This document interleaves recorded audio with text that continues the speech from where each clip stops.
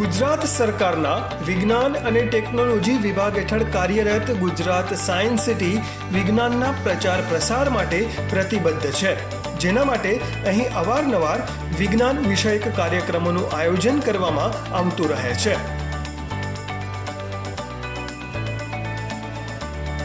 અહીંની એક્વેટિક ગેલેરીમાં દેશ વિદેશની વિવિધ પ્રજાતિની માછલીઓ અને જળચર જીવો વસવાટ કરે છે, જેને નિહાળીને લોકો અનેરો આનંદ અનુભવે છે.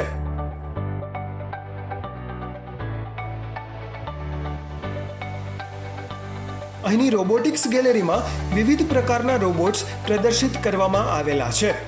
જુદા જુદા ક્ષેત્રોમાં કેવા પ્રકારના રોબોટ્સનો ઉપયોગ થાય છે તેના વિશે અહીં રસપ્રદ માહિતી મળી રહે છે.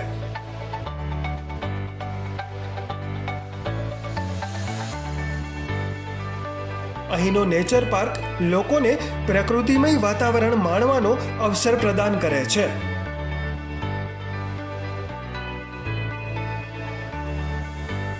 અહીંના વિવિધ પ્રદર્શનો અને સેલ્ફી પોઈન્ટ્સ મુલાકાતીઓમાં અનેરું આકર્ષણ ઊભું કરે છે.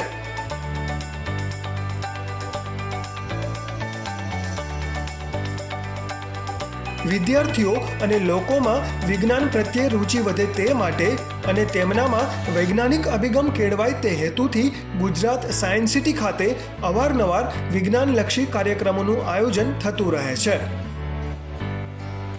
વિદ્યાર્થીઓ વિજ્ઞાનને નજીકથી જાણી શકે તે માટે ગુજરાત સાયન્સ સિટી ખાતે CCL IIT ગાંધીનગરના સહયોગથી સાયન્સ સફર 2024 પહેલ શરૂ કરવામાં આવી છે. આ પહેલ અંતર્ગત વિદ્યાર્થીઓને STEM એટલે કે સાયન્સ, ટેકનોલોજી, એન્જિનિયરિંગ અને મેથ્સ આધારિત શિક્ષણ આપવામાં આવી રહ્યું છે.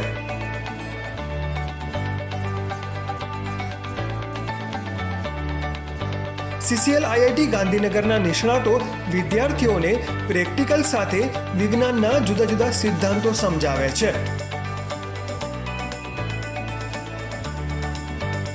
આ વર્કશોપ્સમાં વિદ્યાર્થીઓ ગમ્મત સાથે વિજ્ઞાનનું શિક્ષણ મેળવે છે.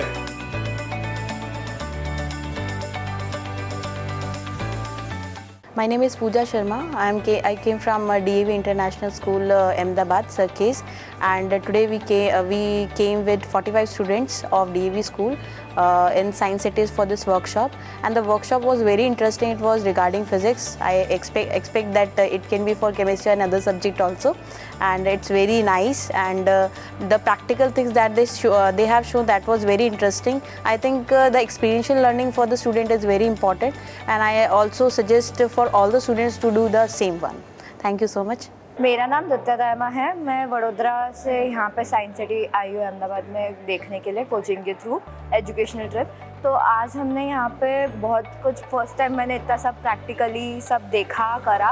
नहीं तो फिर जनरली क्लासरूम्स में इट्स ओनली कि हम लोग बस बुक्स में ही रहते हैं एंड ज़्यादा इतना प्रैक्टिकली कभी सोचने का ट्राई ही नहीं किया कि हमारे आजू बाजू की चीज़ों से क्या क्या कंसेप्ट हम सीख सकते हैं, क्या आर्ट वगैरह पे भी हम देख सकते हैं. जैसे यहाँ पे मैथमेटिक्स को भी, मैथमेटिक्स एंड फिजिक्स दोनों को जैसे कनेक्ट किया, स्ट्रिंग आर्ट्स एंड सब चीज़ों का बहुत ज़्यादा बहुत अच्छा एक्सपीरियंस रहता है ओवरऑल.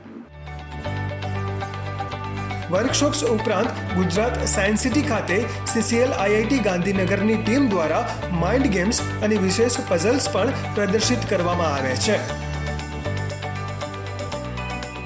મોટી સંખ્યામાં વિદ્યાર્થીઓ અને મુલાકાતીઓ ઉત્સાહપૂર્વક આ માઇન્ડ ગેમ્સમાં ભાગ લે છે અને પઝલ્સ સોલ્વ કરવા પ્રયાસ કરે છે.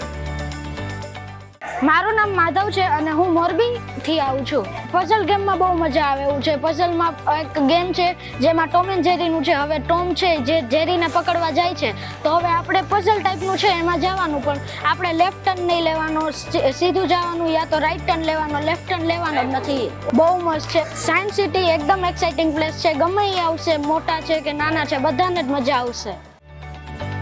સાયન્સ સફર 2024 પહેલ અંતર્ગત યોજવામાં આવી રહેલા વર્કશોપ્સમાં સમગ્ર ગુજરાતના જુદા જુદા જિલ્લાઓની શાળાઓના વિદ્યાર્થીઓ ઉત્સાહપૂર્વક ભાગ લઈ રહ્યા છે. જ્યારે માઇન્ડ ગેમ્સ અને પઝલ્સમાં પણ હજારો મુલાકાતીઓ અને વિદ્યાર્થીઓ ભાગ લઈ ચૂક્યા છે.